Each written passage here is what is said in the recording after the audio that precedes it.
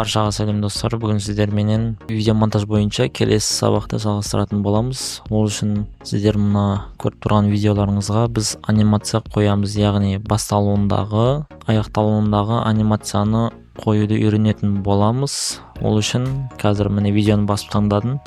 Сосын мына жерде біз өткенде скорс жайлы, кривое, стандартный скорс жайлы сабақ өткен болатынбыз. Ал мына жерде енді біз видеоның анимациясы жайлы сабақ өтетін боламыз. Сіз дәл осы сабақты телефонмен де істесеңіз болады. Яғни дәл осы видеоға анимацияны телефонмен де қойсаңыз болады. Сіз ол үшін видеоны басасыз және анимация бөліміне керекті анимацияларды таңдап аласыз.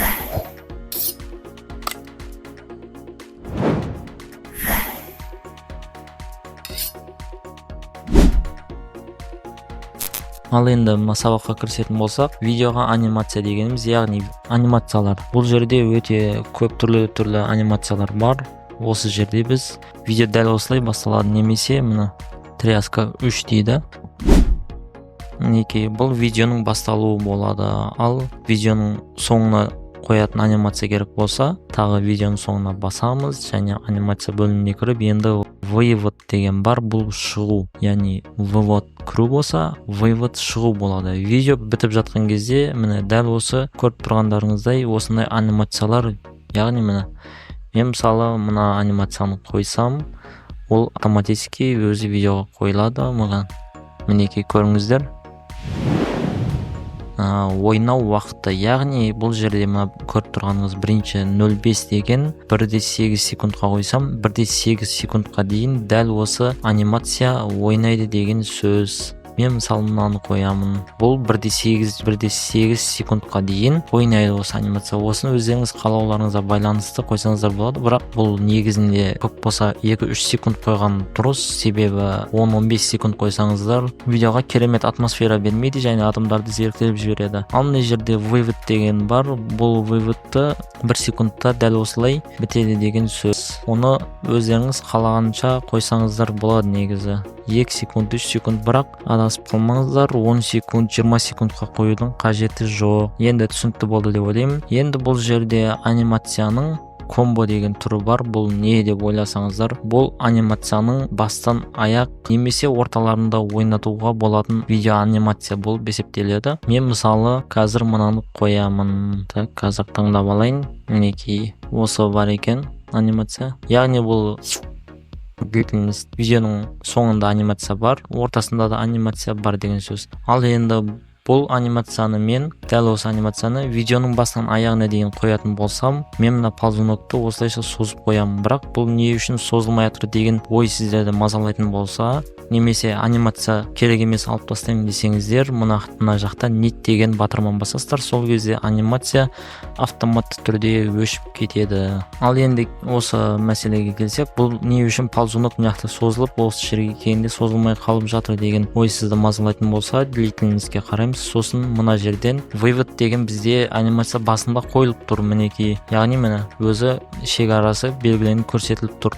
Осыны нетке басамыз, соңына видеоның соңындағы анимацияны да нет қыламыз. Сол кезде нетті бассақ, бұл автоматически анимация өшеді. Ал енді қаласаңыздар, бір анимацияны басынан аяғына дейін созып қойсаңыздар болады. Мінекей, бұл негізі көбінесе бұл анимация көбінесе видеоның ортасында ойнап тұратын анимация. Бірақ бұны өздеріңіз қалауларыңызша видеоның бас жағына немесе дәл осылай жылжытып ең аяқ жағына қойсаңыздар да болады.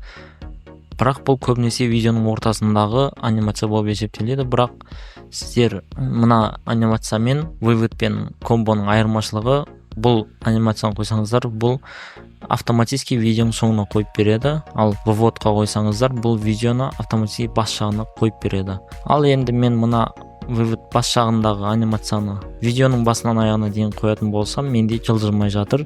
Өздеріңіз білетіндей комбо бөліміне кіріп, нет кнопкасын басамыз, сосын выводқа кіріп, мен соңына дейін созып қоямын. Сол кезде бұл жерде анимация дәл осылай ойын. Ал мына жақта вывод деген бар. Дәл осы анимацияны қойып, длительностьтен ползунокты созып қоямыз. Сол кезде бізде видеоның анимациясы ойнайды.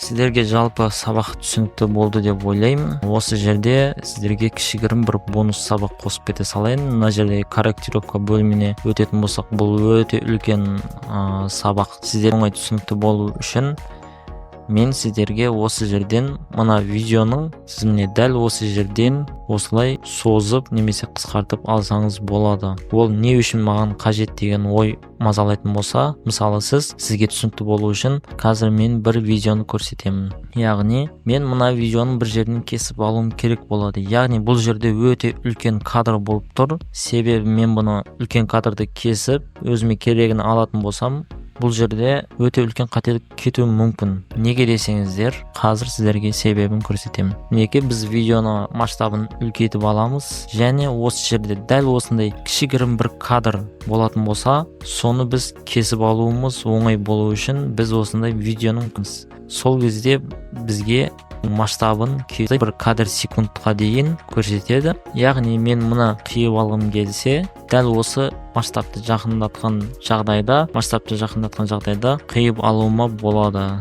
Мінекей, көріп тұрғандарыңыздай видеоны өте үлкен масштабпенен осындай қиып алдым. Осыны жалпы сіздерге түсінікті болды деп ойлаймын. Сол үшін видеода адасып кетпеу үшін осылай жақындап алып, ең кішкентай жерін кесіп алу керек болса, дәл осылай жақындатасыздар. Сонымен осылай кесіп алсаңыздар болады. Енді мен масштабты алыстатам, және бұл общий режимда видеоны дәл осылай көруіме болады. Ал үстіне басып масштабты қоямын. Сол кезде бұл масштабпенен видео жақындайды, және өте кішкентай жерім болса, мен осылай кесіп алуыма болады.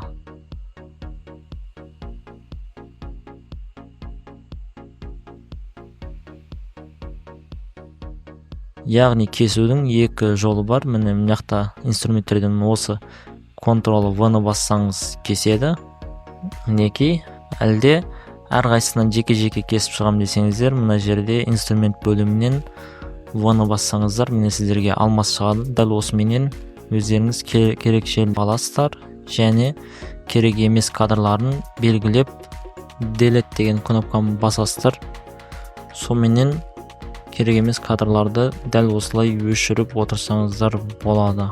Жалпы сіздерге видео түсінікті болды деп ойлаймын. Келесі сабақта біз видеоның корректировкасы туралы сабақ өтетін боламыз. Яғни бұл жердегі функциялармен толық танысып шығамыз, және бұл видеоға не қатысы бар, сол жайлы білетін боламыз. Яғни видеоға краска, яркость, контраст, сол сияқты нәрселерді беретін функциялар. Бұлардың жалпы бұлардың барлығы сондай видеоның яркостын асыру, көбейту және түсіру, сол сияқты сабақтар өтетін боламыз. Келесіде кездескенше сау саламат болыңыздар.